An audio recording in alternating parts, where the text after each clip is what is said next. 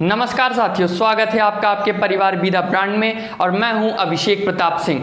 जैसा कि हम अपने एनसीईआरटी सीरीज में क्लास 7th पर पढ़ रहे हैं और उसके अंतर्गत आज हम लोग अपना चैप्टर पढ़ने वाले हैं, चैप्टर 4 वायु यानी कि एयर। ये अपने आप में एक बहुत इंपॉर्टेंट चैप्टर है और इस चैप्टर में कहीं ना कहीं हम कुछ ही चीज़ों को नया पढ़ेंगे, वरना और सब वही रिपीटेड चीज़ों का ही हम अध्ययन कर रहे होंगे जो हम क्लास 6 की एनसीईआरटी में बेसिक्स में बात कर चुके हैं ऑलरेडी। यहाँ पर कुछ चीज़ें आपको लास्ट में या फिर अभी थोड़ी देर बाद नई मिलेंगी, जहाँ पर आपको वायु का संगठन, तापमान, आर्द्रता। तो आइए शुरू करते हैं इस चैप्टर को। वायु गैसों के छोटे छोटे अणुओं से मिलकर बनी है, अतः पृथ्वी की आकर्षण शक्ति के कारण वायुमंडल पृथ्वी के चारों ओर सुव्यवस्थित रूप से टिकी हुई है। इसके बारे में हम पहले ही चर्चा कर चुके हैं। जैसा कि आप लोगों को पता है कि हमारी पृथ्वी की आकृति कैसी है, पृथ्व्याकार है। इसका अध्ययन हम पहले ही कर चुके हैं, जियोड है। तो हमारे पृथ्वी का द्रव्यमान है, इस पर गुरुत्वाकर्षण पाया जाता है। और जैसा कि हमने कहा कि वायु किन चीज़ों से, छोटे छोटे अणुओं से मिलकर बना हुआ है, तो जो अणु होंगे उनका भी अपना कुछ वेट होगा। उस वेट के हिसाब से गुरुत्वाकर्षण बल जो होगा उनके ऊपर भी लागू होगा। तो वो कहीं ना कहीं पृथ्वी के चारों ओर एक परत के रूप में बंधे हुए होंगे और वो जो बंधे हुए होते हैं वो गुरुत्वाकर्षण बल के प्रभावाधीन ही पृथ्वी के चारों ओर परितः बंधे हुए होते हैं। और जो वायुमंडल पृथ्वी के चारों ओर सुव्यवस्थित रूप से टिकी हुई है, चूंकि जैसा कि मैंने कहा कोई कण इतना बड़ा, कोई कण इतना बड़ा, कोई छोटा है, कोई भारी है, तो उसके अनुसार जो भारी कण है वो पृथ्वी के निचले वायुमंडल में, उसी प्रकार से क्षोभ मंडल, समताप मंडल, मध्य मंडल, आयन मंडल, बहिर्मंडल, इस तरह से जो हैं उनका अध्ययन हम लोग करते हैं। तो ये हो गया एक बेसिक जानकारी इसके बारे में। और चीजें क्या हैं कि वायुमंडल में गैसों के अलावा जलवाष्प, धूल के कण भी पाए जाते हैं। ठीक है, पहले इतना जान लेते हैं कि गैसों के अलावा जलवाष्प और धूल के कण भी पाए जाते हैं। आप प्रकृति में देखते होंगे या फिर आप कभी घर में गौर करिए कि आपकी जो खिड़की लगी है उसके ऊपर थोड़ी सी झांकी अगर खुली हुई होगी तो जब धूप होती है तो क्या होता है, धूप आ रही होती है और आप देखते हैं उसके साथ छोटे छोटे कण दिखाई दे रहे हैं। आपको ऐसा लगता है बहुत सारे कण छोटे छोटे उसमें उड़ते हुए आपको नजर आ रहे होते हैं। दरअसल क्या है, वो वही धूल के कण हैं जो वायुमंडल में मौजूद हैं और जब सूर्य का प्रकाश उनसे टकराकर हमारी आंखों तक पहुंचता है तो हम उसे देख रहे होते हैं। इस प्रकार से हम ये सिद्ध कर सकते हैं कि धूल कण पाए जाते हैं। जलवाष्प के रूप में आप जानते ही हैं कि जो जलवाष्प का निर्माण होता है प्रकृति में, ये जो छोटे छोटे धूल के कण, गैस के कण और एरोसोल जानते हैं, कालिख को कहते हैं। तो एरोसोल ये सब जो उपस्थित हैं ये सब आर्द्रता को ग्रहण करते हैं। कैसे ग्रहण करते हैं, मान लीजिए कोई नदी, समुद्रीय क्षेत्र है, वहां से जलवाष्प क्या कहते हैं, धूप की गर्मी से बना, उन्होंने उसको ऑब्जर्व कर लिया और वो क्या हो गए, बूंद के रूप में बनते चले गए। तो इस प्रकार से इसका निर्माण हो गया। और धूल के कण जलवाष्प को, ध्यान से, धूल के कण जलवाष्प को अपनी ओर आकर्षित करते हैं जिससे जल बूंदों का निर्माण होता है। किसका? जल बूंदों का निर्माण होता है। जो मैंने अभी आपको बात बताई कि मान लीजिए पानी जो है एज अ वाष्प ऐसे ऊपर उठ रहा है, वाष्प उठता तो है लेकिन ये वाष्प भी अपने आप में बूंद के छोटे छोटे रूप में होते हैं।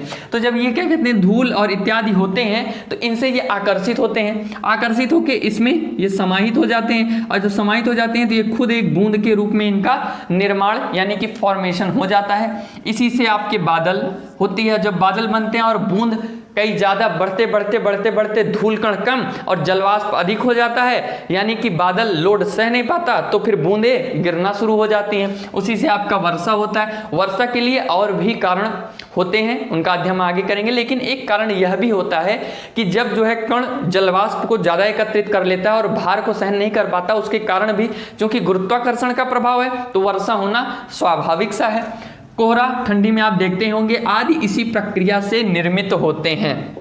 ठीक है, इतना हमने जान लिया। और रही बात वायुमंडल का संगठन में, तो वायुमंडल का संगठन अभी उतने विस्तृत रूप से हमें नहीं जानना है जितना हम आगे क्लास 10th 11th 12th में करते हैं।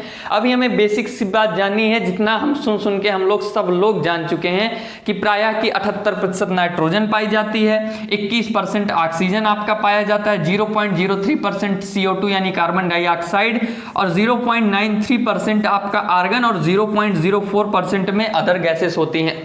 अब संगठन में आप थोड़ा सा ये जान लीजिए, जो ये नाइट्रोजन गैस है ये प्रकृति में इतनी अधिक मात्रा में क्यों उपस्थित है, इसका कारण क्या है, इसका प्रमुख कारण क्या है। चूंकि हम जानते हैं कि नाइट्रोजन जो होता है ऑक्सीजन के रूप में तो हम स्वयं लेते हैं, लेकिन जो नाइट्रोजन है यह भी हम कभी कभी ऑक्सीजन के साथ ले लेते हैं, लेकिन जब सांस ली, सांस छोड़ा हमने, तो उसके साथ नाइट्रोजन तो बाहर हो जाता है। लेकिन जो पुष्प हैं, पुष्प नहीं, ये कह लीजिए जितने भी प्राणी जगत पौधे हैं, पौधों के प्राणी जगत हैं, वो सब क्या कहते हैं, नाइट्रोजन को यूज करते हैं। क्योंकि जो पौधे हैं, पुष्प हैं या फिर फसल हैं, नाइट्रोजन से ही उनकी वृद्धि होती है। और चूंकि अगर पेड़ की वृद्धि नहीं होगी तो ऑक्सीजन का रेशियो कम हो जाएगा, और ऑक्सीजन का रेशियो कम हो जाएगा तो प्रकृति में जीवन संभव ही नहीं हो पाएगा। तो कहीं ना कहीं इसी से सारी चीजें इंटरकनेक्टेड हैं। तो इससे जो हमारा पौध जगत है यानी प्राणी जगत पौधों का है, उनका विकास होता है, उनके विकास से जो ऑक्सीजन रिलीज हुई उससे हमारा विकास, हमारी श्वसन प्रक्रिया, हमारी क्रिया प्रक्रिया होती है। उन्हीं पौधों से इनका प्रकाश संश्लेषण की प्रक्रिया भी होती है। जब ये कार्बन डाइऑक्साइड हम रिलीज कर रहे होते हैं तो वो जो पौधे होते हैं या वृक्ष होते हैं वो अपना भोजन बनाने के लिए उपयोग करते हैं, और कई प्रकार की हल्की गैसेस भी पाई जाती हैं। ठीक है, तो ये सब संगठन के बारे में हम लोग जान ही चुके हैं, इतना हम लोग जानते रहते हैं। तो आइए अब जानते हैं वायुमंडल के विषय में कुछ और जानकारियां हम प्राप्त कर रहे हैं इस वीडियो के अंतर्गत। तो वायुमंडल के प्रमुख तत्व तापमान, वायुदाब, वर्षा, आर्द्रता एवं पवन है। जैसा कि हमने पहले चैप्टर में ही इसको डिस्कस कर रखा है आपके साथ कि किस प्रकार से जो तापमान का इस पर इम्पैक्ट हो रहा होता है, वायुदाब, वर्षा, आर्द्रता का होता है। टेम्परेचर को आप लोग अच्छे भांति से जान रहे हैं कि जब सूर्य से प्रकाश आता है वायुमंडल को क्रॉस करके और हमारी धरती पर टकरा कर, उससे जो तापमान यानी सूर्य तप बढ़ता है, उससे हमारे तापमान का इम्पैक्ट बढ़ता है। वायुदाब, जैसा कि मैंने आपको पहले ही बताया है कि हवाओं का जो प्रवाह होता है वो सदैव हाई प्रेशर से लो प्रेशर की ओर प्रवाहित हो रहा होता है। यानी कि जहां पर वायु का दाब अधिक होगा और वायु का दाब कम होगा, उधर से हवाएं उधर की ओर प्रवाहित होंगी, यानी उच्च वायुदाब से निम्न वायुदाब की ओर हवाएं प्रवाहित होती हैं। तो उसका इम्पैक्ट हमारे वायुमंडल पर भी पड़ता है। और आर्द्रता को मैंने अभी आपसे बताया कि जो जलवाष्प होते हैं, और जब इन्हीं को जो छोटे छोटे कण होते हैं, चाहे वो वाष्प के, चाहे वो धूल कण हो, एरोसॉल हो, या फिर नमक के कण हो, धूल के कण हो, कोई भी हो, उसे जब ऑब्जर्व कर लेते हैं तो वो आर्द्रता के रूप में आ जाते हैं। और पवने, जिसे हम हवा जो प्रवाहित होती है उसे ही हम लोग पवन कहते हैं। और इसके आगे क्या है कि पृथ्वी का धरातल मुख्यतः सूर्यातप से गर्म होता है। जी हाँ, ये अपने आप में एक फैक्चुअल डेटा है जिसे आपको जानना चाहिए। आप लोगों को ऐसा महसूस होता होगा कि सूर्य का प्रकाश आने से पृथ्वी गर्म होती है और हमें गर्मी महसूस होती है। बिल्कुल ऐसा नहीं है। अगर आप लोग ऐसे गंदे विचार मन में ला रहे हैं तो आप बिल्कुल मत लाइए अपने मन में। तो जब सूर्यातप से प्रकाश आता है और हमारी पृथ्वी के अंदर प्रवेश करता है, तो मैंने आपको पहले ही बताया एक वायुमंडल होता है। वायुमंडल से आ तो जाता है लेकिन उससे वो बाहर नहीं निकल पाता है। जैसे एक बंद गाड़ी होती है, उस पर जब धूप पड़ती है तो गाड़ी अंदर से गर्म जरूर हो जाती है लेकिन उससे वायु बाहर नहीं जा पाता। तो कुछ इसी प्रकार से हमारा क्लोज्ड इन्वायरमेंट सिस्टम है, जहाँ पर प्रकाश आता है और दिन में जो हमारी धरती है उसका तापमान बढ़ना शुरू हो जाता है। और जो ये प्रकाश आता है उसे लघु तरंग सौरिक विकिरण कहते हैं। और जब ये पृथ्वी से टकराकर, किससे, पृथ्वी से टकराकर ऊपर की ओर बढ़ती है तो इसे दीर्घ तरंग पार्थिव विकिरण कहते हैं। क्या कहते हैं? दीर्घ तरंग पार्थिव विकिरण। अब इसे वहां पर लघु तरंग क्यों कहा गया और यहाँ पर दीर्घ तरंग क्यों कहा गया? लघु तरंग इसलिए कहा गया क्योंकि जो सूर्य से प्रकाश आता है वो ऊर्जा के छोटे छोटे पैकेटों के रूप में आता है, ऊर्जा के छोटे छोटे पैकेटों के रूप में आता है।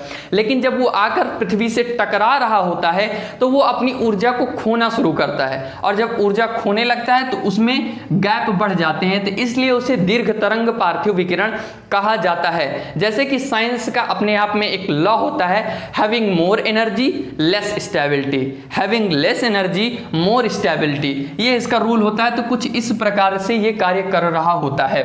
ठीक है, सूर्य की किरणें पहले धरातल को गर्म कर देती हैं और फिर गर्म धरातल अपने संपर्क में आने वाली वायु को भी गर्म कर देता है, जैसा कि मैंने आपको बताया इस चित्र के माध्यम से। अगला टॉपिक क्या है कि जब वायु गर्म होती है तो हल्की होकर ऊपर उठती है और ठंडी वायु सघन और भारी होती है, इसलिए इसकी प्रकृति नीचे बैठने की होती है। यानी कि आप लोग इसको बहुत ही अच्छे से समझ सकते हैं कि जब वायु गर्म हो रही होती है तो गर्म चीज़ हल्की होती है। जैसे आप जब अपने घर में पानी को गर्म करते होंगे तो वाष्प गर्म होकर कहाँ उठती है? ऊपर की ओर उठती है। तो ऊपर उठ रही है यानी वो गर्म है। तो इसलिए हम कह सकते हैं कि जो गर्म वायु है वो हल्की होती है अपेक्षाकृत कंपैरेटिवली ठंडी वायु के। ठंडी वायु भारी होती है। ठीक है, इसलिए इसकी प्रकृति नीचे बैठने की, किसकी? ठंडी वायु की सघन और भारी होती है, इसलिए इसकी प्रकृति नीचे बैठने की होती है। अब इसका प्रमाण आप कैसे पा सकते हैं कि ठंडी वायु भारी ही होती है? आप बरसात के दिनों पर अगर आप गांव से बिलोंग करते हैं और अगर आपने कभी बाहर सोया है और आप पंखा चलाकर सोते हैं और पंखा बहुत ही तेज होता है, तो सुबह आप उठते हैं तो आप कहते हैं कि हमारे शरीर के जोड़ों पर या फिर बॉडी में हल्का पेन टाइप का हो रहा होता है। वो क्या होता है? चूंकि वायु ठंडी है, वो आर्द्र है, हवा के साथ मिलकर आती है और वो छोटे छोटे कर रात भर आपके शरीर से टकराते हैं और आपके शरीर पर एक प्रेशर पड़ रहा होता है।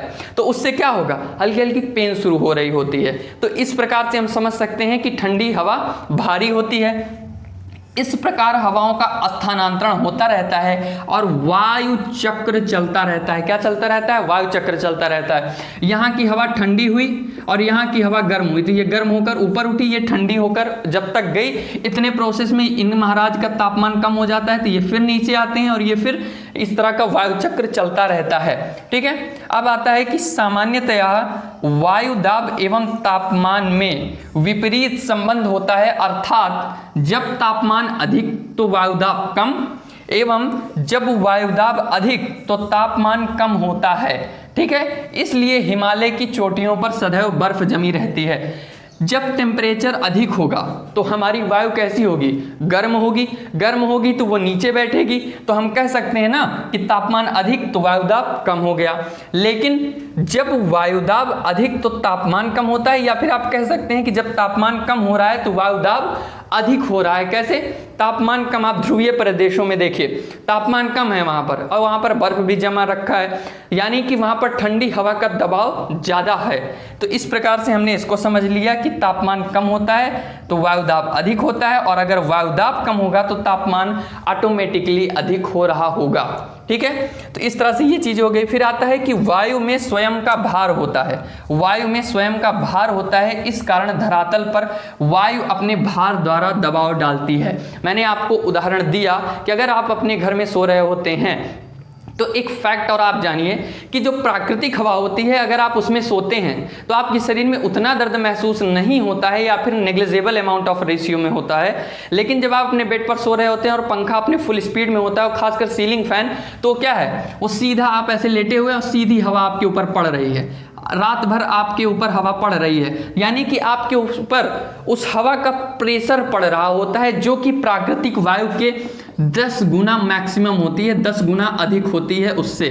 और वो रात भर हम पाते हैं और सुबह अच्छी खासी अंगड़ाई हम लोग ले रहे होते हैं। इस वजह से धरातल पर वायुमंडल की समस्त परतों के पड़ने वाले भार को ही वायु दाब कहते हैं या वायु भार कहते हैं। आप चाहे वायु को दाब कह लीजिए, चाहे भार कह लीजिए, चाहे थप्पड़ कह लीजिए, चाहे तमाचा कह लीजिए, दोनों बात एक ही होती है। उसी प्रकार से वायु दाब और वायु भार दोनों एक ही चीज हैं। वायुदाब का मापन, यानी कि जो वायु का प्रेशर पड़ रहा है उसका मापन आप कैसे करेंगे, उसको कैसे आप मेजर करेंगे? तो उसके लिए बैरोमीटर द्वारा, किसके द्वारा? बैरोमीटर द्वारा किया जाता है। एवं उसकी मापने की इकाई किसमें होती है, किसमें उसको मापा जाता है? अब वायुदाब को किलोमीटर में तो आप मापेंगे नहीं, तो उसके लिए होता है मिलीबार। मिलीबार इसकी इकाई होती है जिससे हम इसको नाप रहे होते हैं। और सूर्य से आने वाली ऊर्जा जिसे पृथ्वी रोक लेती है सूर्यातप या उसे आतपन कहते हैं। क्या कहते हैं? आतपन कहलाता है। मैंने आपको बताया कि सूर्य का प्रकाश है, ये हमारी पृथ्वी है, ये अंदर आ तो जाते हैं महोदय, लेकिन उससे बाहर नहीं निकल पाते हैं, तो हमारी पृथ्वी का तापमान बढ़ता चला जाता है। तो कुछ इस प्रकार से हमने इसको जान लिया। अब हम वायुमंडल के विभिन्न परतों की चर्चा करेंगे। तो आइए वायुमंडल की संरचना के बारे में हम लोग जानकारी प्राप्त कर लेते हैं कि किस प्रकार से हमारी पृथ्वी की सतह से लेकर वायुमंडल के अंतिम परत तक कौन कौन सी परतें होती हैं, उनके बारे में हम जानकारी प्राप्त करते हैं।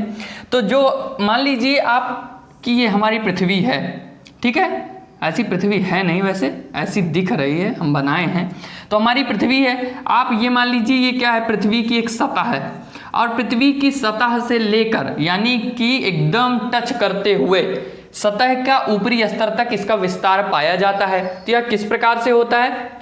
सबसे निचली परत जो होती है यानी कि सतह से जो जुड़ी हुई होती है, मान लीजिए सतह है आपकी, ये सतह है हमारे पृथ्वी की, ये सतह है, तो ये इससे जो जुड़ी परत होती है इसे क्षोभ मंडल कहते हैं। क्या कहते हैं? क्षोभ मंडल कहते हैं। यह पृथ्वी की सतह से 13 किलोमीटर पाई जाती है, लगभग 13 किलोमीटर। क्योंकि अगर आप ध्रुवों के पास जाएंगे तो हो सकता है ये आपको 14-15 किलोमीटर मिले। आप अगर विषुवत रेखा पर होंगे तो शायद आपको इसकी ऊंचाई 18 किलोमीटर तक मिले। क्योंकि ये जो वायुमंडल का है चित्र इस प्रकार से हमने बना जरूर रखा है, लेकिन आपको पता होना चाहिए कि वायुमंडल का कोई दीवार खींच के आसमान में नहीं बनाया गया है। वह कहीं ना कहीं जो हमारे धूल कण हैं, नमक कण हैं, एरोसॉल हैं, कालिक हैं, इन्हीं के द्वारा जो आर्द्रता ग्रहण किया गया है और जो विभिन्न प्रकार की हाइड्रोजन, हीलियम, आर्गन, नियान प्रकार की गैसें हैं, ऑक्सीजन, नाइट्रोजन, इनके सब मिश्रण से ही हमारे वायुमंडल का निर्माण हुआ है। तो ये क्षोभ मंडल 13 किलोमीटर से 18 किलोमीटर तक होता है। क्षोभ मंडल चूंकि इसी के अंतर्गत आपकी वर्षा, ओस, कोहरा या फिर जितनी भी प्रकार की घटनाएं घटित होती हैं प्रमुखता से, वो सभी आपके क्षोभ मंडल में ही होती हैं। और क्षोभ मंडल में ही मात्र आपका जैव मंडल पाया जाता है जिसमें जीवों का और हमारा जीवन संभव हो पाता है। क्षोभ मंडल के ऊपर जब हम लोग जा रहे होते हैं तो हमें समताप मंडल मिल रहा होता है। समताप मंडल चूंकि ये जो पृथ्वी की सतह है इसको हम 0 मान लेते हैं, और जब इसके ऊपर से आप उठते जाएंगे तो यहाँ पर 13 किलोमीटर पर आपको क्षोभ मंडल, और जब इसके ऊपर आप बढ़ेंगे तो 50 किलोमीटर पर आपको ये समताप मंडल की लेयर खत्म हो रही होती है। यानी कि ये यहां से 13 किलोमीटर तक किस पर हो गया? क्षोभ मंडल का, और समताप मंडल शुरू हो गया। तो इन दोनों के बीच में एक ट्रांजिशन लेयर होता है, एक संक्रमण क्षेत्र होता है। उस संक्रमण क्षेत्र को क्षोभ सीमा कहते हैं। क्या कहते हैं? क्षोभ सीमा कहते हैं। इसी प्रकार से ये जो समताप मंडल है, चूंकि जो हवाई जहाज उड़ाए जाते हैं वो समताप मंडल में ही उड़ाए जाते हैं। अब ऐसा क्यों उड़ाया जाता है? यहाँ क्षोभ मंडल में भाई साहब को क्या दिक्कत थी? क्या उनके शीशे पे कोई चिड़िया आके बैठ जा रही थी क्या? ऐसा क्यों है? ऐसा हमें सोचना चाहिए ना, because we are a thinking creature, तो हमें सोचना चाहिए।